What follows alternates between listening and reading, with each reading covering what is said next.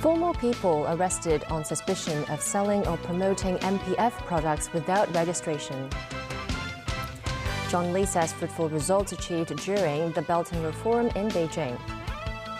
And Joe Biden concludes his visit to Israel as Egypt agrees to reopen the border crossing with the Gaza Strip.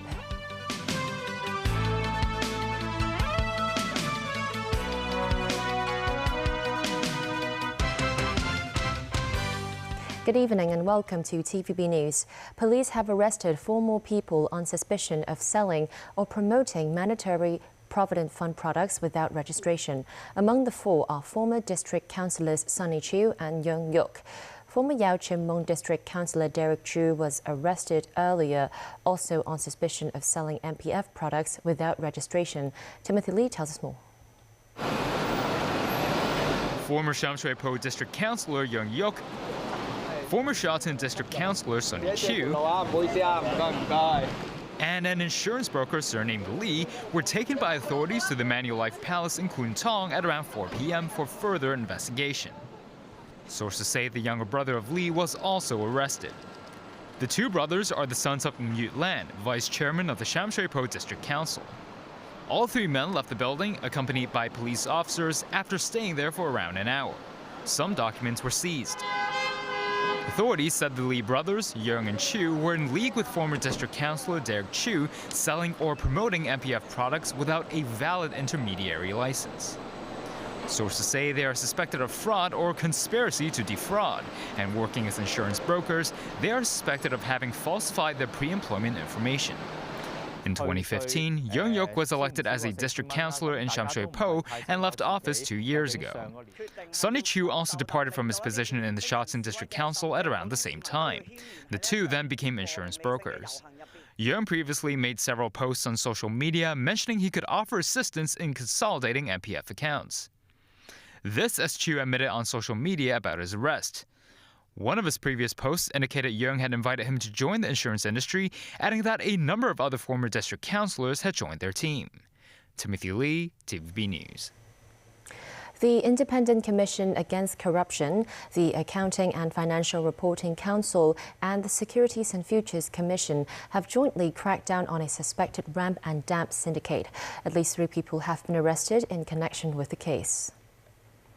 Initial investigations show the management of 2 listed companies allegedly conspired with members of the syndicate to falsify corporate transactions between May 2018 and December 2021. That reportedly resulted in overstatements of $83.9 million and misstatement of assets to the sum of $109.2 million. This is suspected to have led to misleading information in the company's interim or annual reports. A total of 16 premises were jointly searched as part of the investigation. 3 people, including an executive director of a listed company, were arrested under the Prevention of Bribery Ordinance for suspected offences, including using documents with intent to deceive his principal. Speaking to reporters in Beijing this morning, Chief Executive John Lee said the SAR had achieved fruitful results during the 2-day Belt and Road Forum. The comment came after the city signed 3 contracts worth over $450 million. Memo Sangai reports. Chief Executive John Lee concluded his trip to the capital city today. The CE said the 2-day Belt and Road Forum for International Cooperation in Beijing had provided more opportunities for the city to showcase its strengths to overseas countries. He mentioned 3 projects that the SAR signed yesterday, relating to aspects such as medical technology and investment cooperation. The 3 agreements amounts to the value of $450 million. Hong Kong is very strong on professional services. We have lawyers, architects, accountants who are international standard. The opportunities are multifaceted. And also Hong Kong is very strong, as you know, being an international financial center. Speaking of the 8 action areas President Xi Jinping announced at the forum, the CE said the SAR supports the plan and will fully contribute to the areas.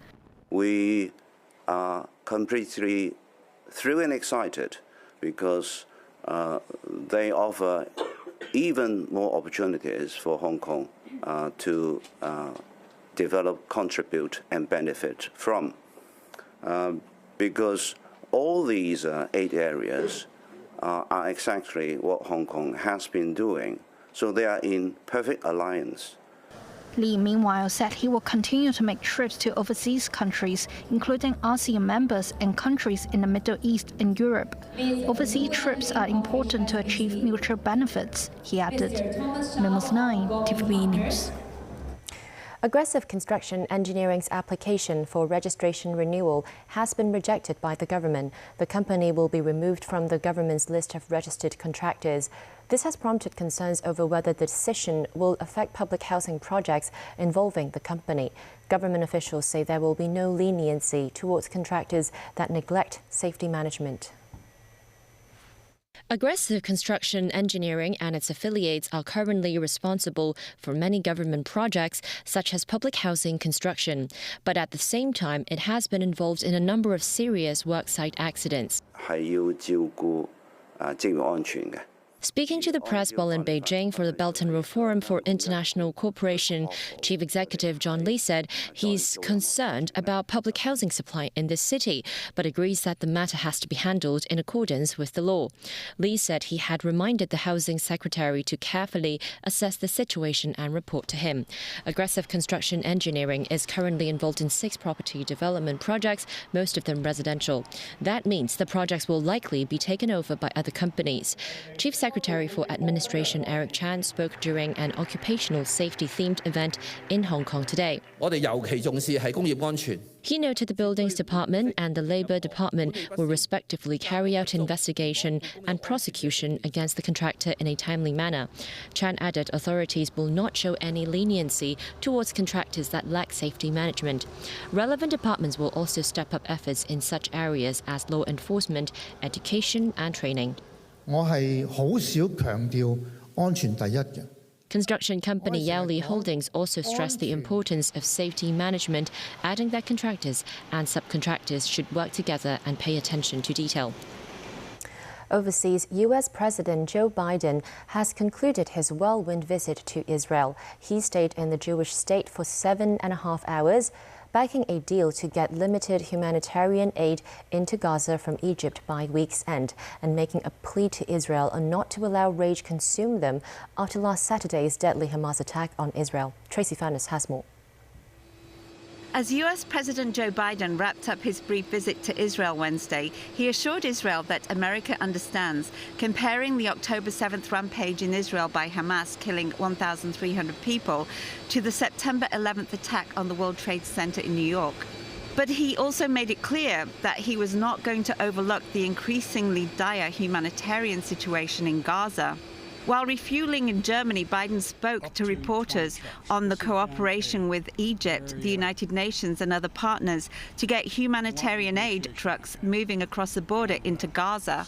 We want to get as many of the trucks out as possible. There's, I guess, 150 or something there. Not all of them will go. The first tranche. The commitment is, if in fact they cross the border, the UN is going to be on the other side. Today, I'm also announcing $100 million in new U.S. funding for humanitarian assistance in both Gaza and the West Bank. This money will support more than 1 million displaced and conflict-affected Palestinians, including emergency needs in Gaza. Meanwhile, family members of hostages taken from Israel on October 7th by Hamas had been appealing to President Biden. Adva's 85-year-old grandmother was kidnapped by Hamas. I'm asking you, Mr. President, please do whatever you can to bring them back home. I know you have the power, and I know you are supporting us. That would leave Egypt's Rafah crossing the only possible route for relief aid to reach the Palestinians in Gaza. Tracy Furness, TVB News. The U.S. was the only country to vote against and veto a United Nations Security Council resolution calling for a pause in the fighting. China called the final result of the vote nothing short of unbelievable. David Garrett reports. The resolution put forward by Brazil would have condemned the Hamas attack on Israel and called for the fighting to pause. First, Brazil asked for those in favour. Please raise their hand. A dozen hands were raised. Those against? One sole dissenting voice from the United States representative, and here is why. We are on the ground doing the hard work of diplomacy. And while we recognize Brazil's desire to move this text forward, we believe we need to let that diplomacy play out, especially when Secretary General Guterres, President Biden, Secretary Blinken, and regional actors are engaged in intensive dialogue on the very issues we are deliberating on today. Yes, resolutions are important, and yes, this Council must speak out, but the actions we take must be informed by the facts on the ground. As one of the 5 permanent members, the US has the power to block. Russia called America hypocrites, although, along with Britain, abstained. Vasily Nebenzia said the US had no intention of backing the proposals, implying they want Israel's bombing campaign to continue. China voted in favour and was not impressed with the US either. Beijing's UN ambassador Zhang Jun accused the United States of leading council members to believe the resolution could be adopted because it did not comment during negotiations. The final result of the vote is nothing short of unbelievable, Zhang told the Council. He said an immediate and comprehensive ceasefire is an overriding priority. The 2 warring factions were scathing on the UN's lack of a unified plan, although for very different reasons. Stop the bloodshed. I repeat, stop the bloodshed. For those who think they can avert a humanitarian catastrophe and a regional spillover while Israel continues bombing and killing Palestinians, think again. This council has not even condemned Hamas for the atrocity it perpetrated, let alone held Hamas fully responsible for the situation in Gaza. But here we are, discussing humanitarian corridors. Does nobody else see how ludicrous this is? Calling for calm, restraint, and ceasefires is like putting a Band-Aid on a bullet wound. International diplomacy has so far failed to come to an agreement to either condemn Hamas or create a pause to Israel's retaliation that would help get much-needed aid to Gaza. David Garrett, TVB News. Still ahead on tonight's news. Republican Jim Jordan fails again to win vote to become the U.S. House Speaker. Preparations for the launch of the Shenzhou 17 mission in the near future. And the 4-day Wine and Dine Festival set to start at the Central Harbourfront next Thursday.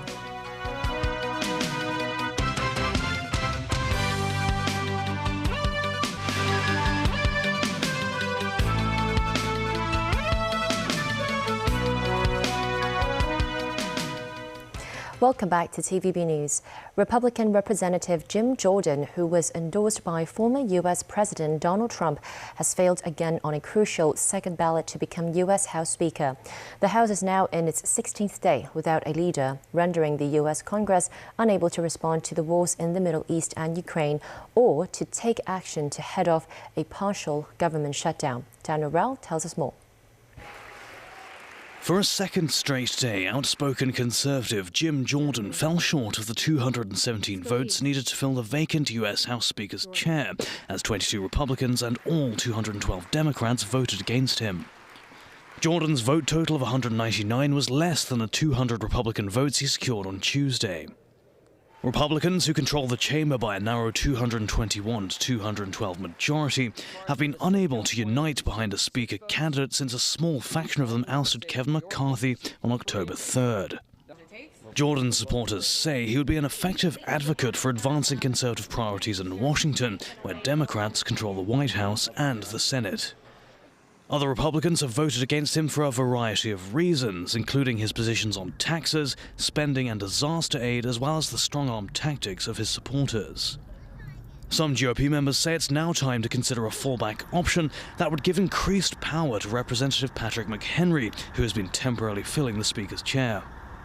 Look, we need to get to work. So I think it is imperative that we pass the resolution empowering Patrick McHenry to serve as the temporary speaker. And, hopefully we will be able to find consensus in short order on a speaker. Democrats whose support would likely be crucial have made it clear they want Jordan, a driving force behind multiple government shutdowns and an impeachment inquiry into President Joe Biden, out of the picture. Jordan said he would not make another attempt until Thursday at the earliest. That would be the third consecutive day of voting on Jordan's bid. Ousted Speaker Kevin McCarthy took 4 days and 15 rounds of voting to win the gavel in January. Daniel Roll, TV News. The combination of the Shenzhou 17 spacecraft and a Long March 2F rocket has been transported to a launch site in northwestern China. That marks the official commencement of final launch preparations. The transport process was accomplished in less than 90 minutes. That compares with several hours for the inaugural Long March 2F rocket to complete the trip back in 1999. According to the China Manned Space Agency, facilities and equipment at the Jiuquan Satellite Launch Center are in good condition. It said various pre-launch function checks and joint tests will be carried out as planned. The spaceship is scheduled to be launched in the near future. Locally, a 65-year-old man died after falling into the sea while working at the ocean terminal in Tsimsha today. 3 firemen went into the water to rescue the man. Paramedics performed chest compressions on the victim, who was unconscious. He was then transferred to an ambulance. Police received a report at around noon from someone at the ocean terminal's loading and unloading area that a worker had fallen into the sea. The man was sent to Queen Elizabeth Hospital, where he was later pronounced dead. The Wine and Dine Festival will begin next Thursday at the Central Harbourfront and will last for a total of 4 days. Several booths this year will feature a local flavour in their alcohol products in an effort to increase visitors' understanding and interest in Hong Kong. Timothy Lee reports. A Chinese poem written in the traditional Chinese script. Coffee and honey, a reflection of the city's workaholic attitude. These are all part of a honey alcohol brand created by a local company 3 months ago. All their drinks use ingredients including honey, water, and yeast, and have low alcohol concentration. The marketing director of the company said they believe making alcohol products featuring local flavors, such as salty dried Chinese plum and Chinese hawthorn, would generate interest in the city among tourists. Another first-time participant in the Wine and Dine Festival is this bar with a stereo-heavy theme. The bar began operating back in June, playing mainly 90s cantopop hits.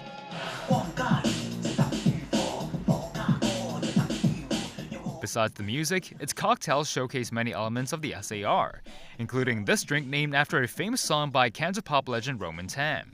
The Wine and Dine Festival begins next Thursday and will run until Sunday at the Central Harbourfront. Meanwhile, the Taste Around Town event will begin next month with more than 300 restaurants and bars set to offer special drinks and discounts. Timothy Lee, TVB News. That's the news. Thanks for watching.